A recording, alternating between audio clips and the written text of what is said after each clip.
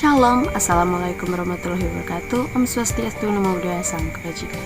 Perkenalkan, nama saya Cantika Tumpawiro dari kelas A4 semester 1 jurusan Keperawatan Fakultas Keperawatan Universitas Pembangunan Indonesia. Pada video ini saya akan membahas tentang kebutuhan gizi individu. Kebutuhan gizi adalah jumlah zat gizi yang dibutuhkan oleh setiap individu. Tubuh memerlukan zat gizi dalam jumlah yang mencukupi untuk sehat. Kebutuhan normal karbohidrat 50-60%, protein 10-15%, lemak 25-30%, dan kebutuhan energi total. Banyak faktor yang mempengaruhi kebutuhan zat gizi. Kebutuhan zat gizi setiap orang berbeda-beda. Kebutuhan zat gizi setiap golongan umur dapat dilihat pada angka kecukupan gizi yang dianjurkan AKG. Berikut adalah faktor-faktor yang mempengaruhi kebutuhan gizi. Yang pertama, umur.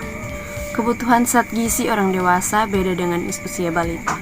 Setiap bertambah umur, kebutuhan zat gizi seseorang semakin rendah untuk tiap kilogram berat badan. Faktor yang kedua adalah aktivitas. Kebutuhan gizi seseorang ditentukan oleh aktivitasnya sehari-hari. Semakin berat aktivitas, semakin tinggi juga kebutuhan gizinya. Yang ketiga ada jenis kelamin. Kebutuhan zat gizi wanita dan laki-laki berbeda terutama saat dewasa. Pada wanita, jaringan lemak tinggi, sedangkan pada laki-laki jaringan otot yang lebih tinggi. Lean body mass laki-laki lebih tinggi sehingga kebutuhan energi basal lebih banyak. Faktor yang keempat adalah kondisi khusus seperti hamil, menyusui, dan sakit. Kebutuhan hamil dan menyusui meningkat karena metabolisme meningkat dan persiapan produksi ASI dan tumbuh kembang janin. Setelah sakit, membutuhkan asupan protein lebih tinggi. Faktor yang kelima adalah daerah atau tempat tinggal. Seseorang yang tinggal di daerah dingin membutuhkan kecakupan energi yang lebih tinggi daripada yang tinggal di daerah panas. Dalam pemenuhan kebutuhan gizi, ada perhitungan kebutuhan energi. Kebutuhan energi setiap orang dapat diartikan sebagai tingkat asupan energi yang dapat dimetabolisme dari makanan yang akan menyimbangkan pengeluaran energi. Berikut ini ada BMR atau Basal Metabolism Rate. BMR adalah kebutuhan energi minimal yang dibutuhkan untuk fungsi fungsional tubuh. BMR termasuk energi untuk pernapasan, peredaran darah, pekerjaan ginjal, dan pankreas, serta mempertahankan suhu tubuh dan lain-lain.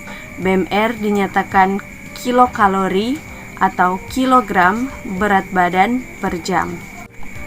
Ada juga faktor-faktor yang mempengaruhi BMR. Yang pertama, faktor primer, yang diantaranya luas permukaan tubuh, jenis kelamin, usia, komposisi tubuh, keaktifan kelenjar penghasil hormon, dan kehamilan.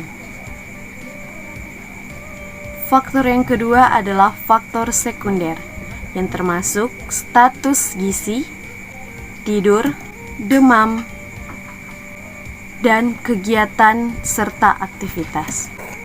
Adapun cara untuk memperkirakan BMR yaitu dengan menggunakan kalorimeter. Selain BMR, ada juga AKG atau angka kecukupan gizi. Adapun kegunaan dari AKG, yang pertama, merencanakan dan menyediakan untuk suplai pangan penduduk atau KEL penduduk.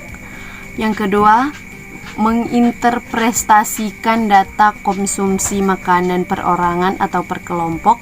Yang ketiga, perencanaan pemberian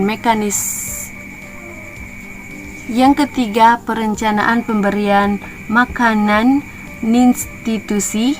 Yang keempat, menetapkan standar bantuan pangan saat keadaan darurat. Yang kelima, menilai kecakupan persediaan pangan nasional.